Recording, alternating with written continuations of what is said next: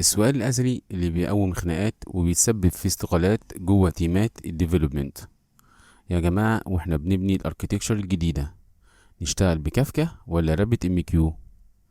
وفي وسط الخناقة تلاقي مهندس قديم ومحنك داخل بكل هدوء يقول لكم: يا شباب، احنا شغالين بالاكتيف ام كيو في السيستم الاساسي بقالنا 10 سنين وما طلعش منه العيب.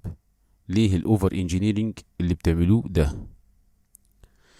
المشكلة ان اغلب المبرمجين لما بييجوا يختاروا بيفتحوا جوجل ويشوفوا جرافيكس وبنش ماركس سطحية جدا ويطلعوا بجملة غبية زي كافكا احسن عشان اسرع وبيشيل ديتا اكتر.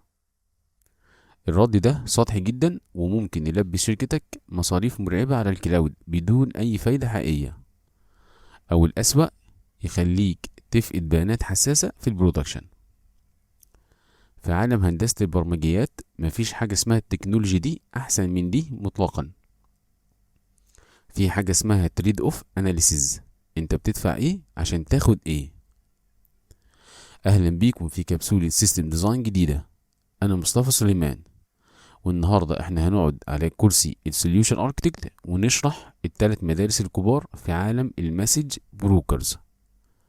تعالوا نفصصهم بالملي.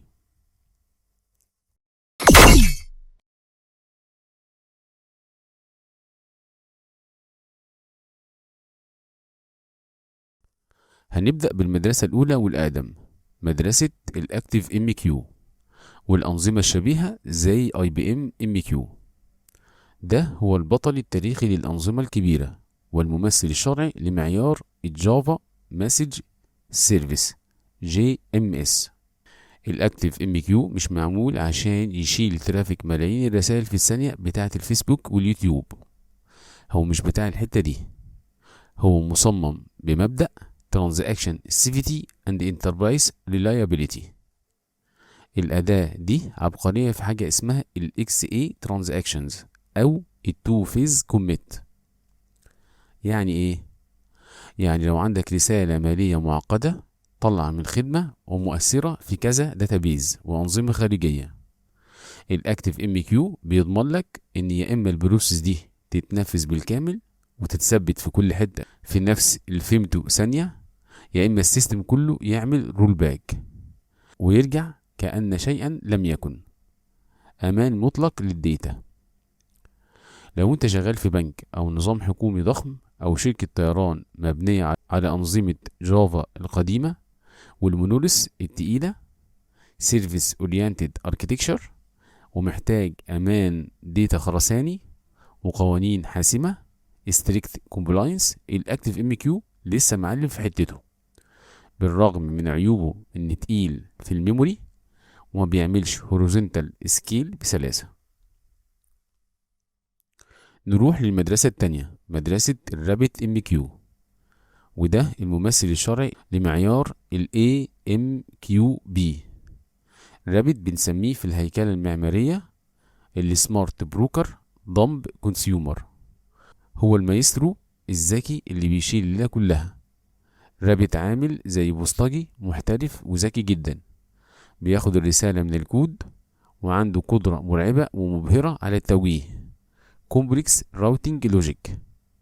يقدر يقرأ الراوتينج كي أو الهيدرز ويقول الرسالة دي تروح لكيو ألف، ودي تتنسخ وتتوزع على ب وجيم مع بعض، ودي تترمي بره. ومثل الجوهرية بمجرد ما الكونسيومر يقرأ الرسالة ويبعت تأكيد acknowledgement، رابط بيمسحها من الذاكرة فورا عشان يفضي مكان للرسائل الجديدة. السيستم دايما خفيف ورشيق. امتى تختار رابط ام كيو؟ لو بتبني سيستم مايكرو سيرفيس حديث ومحتاج مرونة عالية جدا في تدوير الرسائل وتوجيهها، او عندك باك جراوند وركر تاسكس واوردرات تجارية الكترونية محتاج توزعها على سيرفرات كتير بالتساوي والترتيب. اما الاباتشي كافكا فده بقى كسر كل القواعد السابقة، لا جي ام اس ولا اي ام كيو بي. كافكا عمل المدرسة بتاعته الخاصة تماما، الديستريبيوتد كوميت لوج. الفلسفة هنا مقلوبة. كافكا هو ضمب بروكر سمارت كونسيومر. كافكا مش ذكي في التوجيه ومبيدخلش نفسه في التفاصيل. هو عبارة عن شريط تسجيل خرساني سريع جدا، أبند أونلي. الرسالة اللي بتدخل بتتسجل وبتفضل قاعدة مكانها في الديسك وما بتتمسحش أبدا حتى بعد ما الكونسيومر يقرأها. الكونسيومر هو اللي ذكي، بيمشي على الشريط ومعاه مؤشر اسمه الأوف ست، بيتحرك بيه يقرأ براحته وبالسرعة اللي تناسبه. ولو حصل كراش وسيرفراتك ماتت، تقدر بعد ما تقوم ترجع بالمؤشر لسنة فاتت وتخليه يعيد قراءة وتجميع البيانات من الأول كأنك بتعرض فيلم قديم. امتى تختار كافكا؟